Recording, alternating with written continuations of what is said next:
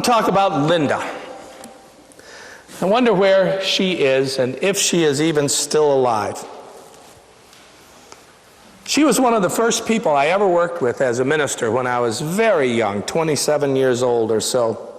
She was a nurse, a student nurse at the hospital where I was a chaplain. Her life was a mess. She had 3 kids and a husband who treated her like dirt. He beat her, he used the money that she made on alcohol, and he made her life a misery, which it already was because she had some real physical health problems as well. And she didn't get those problems treated. She lived with the pain and the illness of that because to herself, she was unimportant. She wasn't bright, she wasn't pretty, she wasn't talented, she just had a lot of stick-to-itiveness. She was always on the verge of flunking out of nursing school, and she just didn't believe that she was a lovable person. There was no reason for anyone to care about her. So she poured her life out into everyone else. She did anything that she was asked, no matter how busy she was or how difficult or inconvenient it might be. And then she kept saying things like this to me: "You shouldn't waste your time with someone like me." Or, "If I died today, nobody would care." Or, "Don't worry about me. What do you need?" And when it came right down to it, what she didn't know, what she didn't understand was love. She didn't know about love. She was hungry for it, but she didn't know what it was. She had never, ever in her life had anyone who really loved her. She was mystified by the fact that I seemed to care about her, and that made her dependent on me, so she was always calling me up and coming by my office and taking up a lot of my time, and all of the other nurses in the hospital that knew her would refer to me as Linda's chaplain. But in time, we continued to talk to each other and work together, and I began to see some changes. She began to speak with a little bit of pride about the work that she did. She started to speak out about her husband's abuse. And one day, he hit her and the straw broke, and she packed up her kids and she moved out. She went to a women's shelter and she tried to start a new life. But she couldn't do it. She just couldn't hold on. Her new life was staring at her in the head and head on, and maybe she got scared, and maybe the demons that she lived with all her life just began to speak up again, but she went back to her old life. She left the shelter, she went back to the house, back to the beatings, back to the overwork, back to the poverty, back to the feeling of just being unlovable. Eventually she dropped out of nursery school, and I lost track of her. And it breaks my heart to think about her. You know, there's a curse hanging over this world. Christian theology talks about this curse. It talks about the curse going back to the very beginning, to Adam and Eve. That when they sinned in the Garden of Eden, it created a curse that has been on humanity ever since then. This world is cursed because we chose to disobey God. And you know what I think? I don't think there's any doubt about that. The story of Adam and Eve tells how we were separated from God by our unwillingness to follow God's way. And that's the curse of not knowing, because that's the curse of not knowing love. The curse that hangs over people in every place and time is this one: I am not loved. People struggle through life thinking themselves not to be loved. They're not even sure what love is sometimes, struggling for everything that they get in life. Other people seem to have all that they need. They are on top of the world, but me, I'm lonely. I don't have anything. Everything goes wrong for me. Nobody cares about me.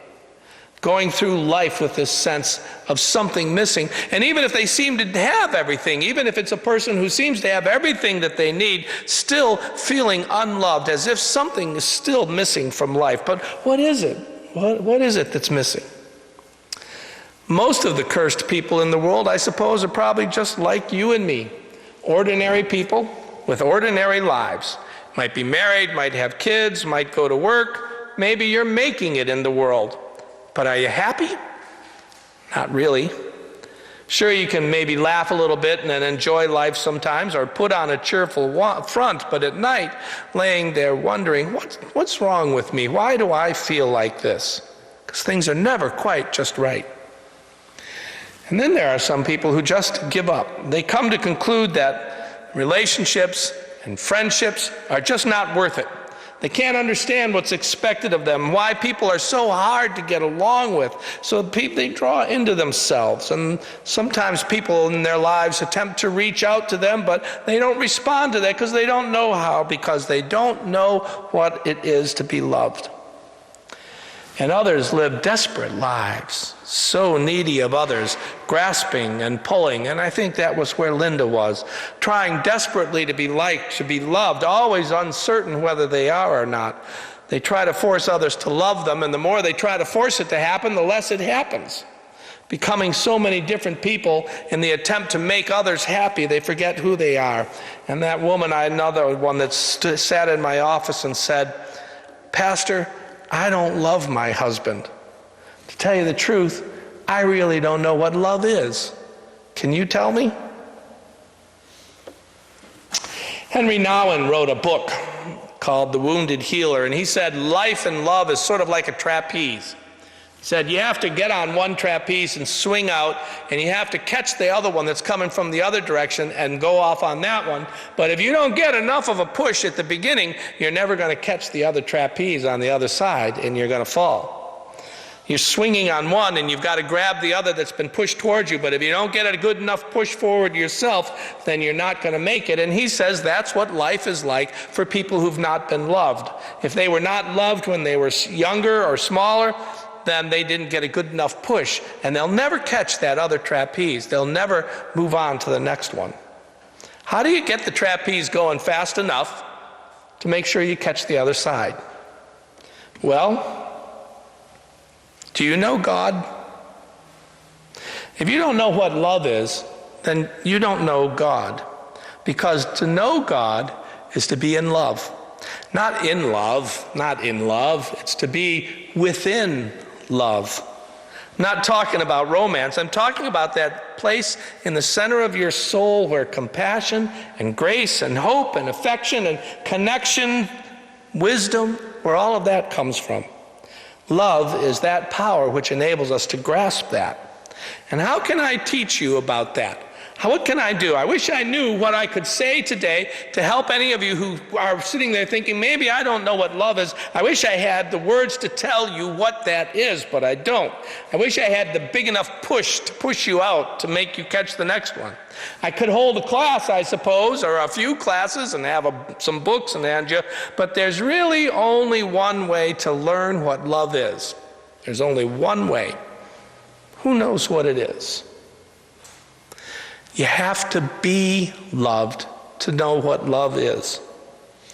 And if you are not loved, it will be very hard for you to love others. Can you imagine a child who was born into a family where no one ever spoke to the child, never said a word to the child? Would that child be able to speak later on when they grew up? They wouldn't. And love is the same. A person who doesn't get enough love to begin with finds it very hard to find where it is in the future. I wish there was an easier way to learn what love is, because being loved is a dangerous thing. It's full of traps, and it's confusing, and it's difficult, and it makes you so vulnerable. But it is the only way. You have to open up to the love of another in order to have love, to be able to open up and give love. Love has to be written on your heart, not just in your head. It's not information. It's something that you know at this level. And this is God's desire. Did you hear it when it went by today, the quote? "I will put my instructions within them and engrave them on their hearts. I will be their God, and they will be my people. They will no longer need to teach each other to say, 'Know the Lord,' because they will all know me, from the least of these to the greatest." It's a miraculous statement, and it means this, that God is not an object that's in our hands, but is in our hearts. God becomes part of ourselves. God is writing the truth of love on our hearts. It's being written right there. And once we know we are loved by God, we begin to move through the process of growing in love. It is not God's will for you to be unloved or to know nothing of love. It is God's will for you to live and move in love, to be submerged in the current of love. It is to be written on your heart, and it's to flow through your veins and breathe through your breath. This is what Christ came to teach us, that God is love, and when we are in God, we are in love. We are within love. Faith in Christ is opening up to the possibility that God is love and life is love. And when we move into that idea, life begins to change for us. When we understand that God has stepped off some distant throne somewhere and has come to us and lived among us and given God's life in love, we begin to know what love is. Has there been a moment in your life when you have glimpsed beyond this reality and come to understand that there is God and that God is love? If you haven't had that moment, you will, because God is reaching for you. The touch of Jesus on my own life changed me.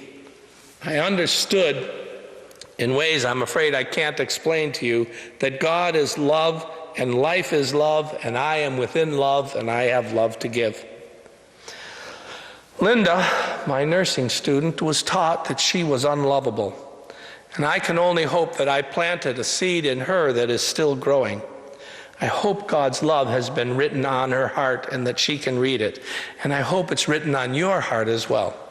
So when we come to this table today, I want you to remember this is the place where it happens. This is the place where the writing begins. This is the table where Christ's healing power is found and God's message of love begins to be written right on your heart. You won't even notice. You'll come up and it will seem just like every other time, but it won't be if you think about it, because while you receive that bread and drink that cup, God's pen is writing on your heart. Amen.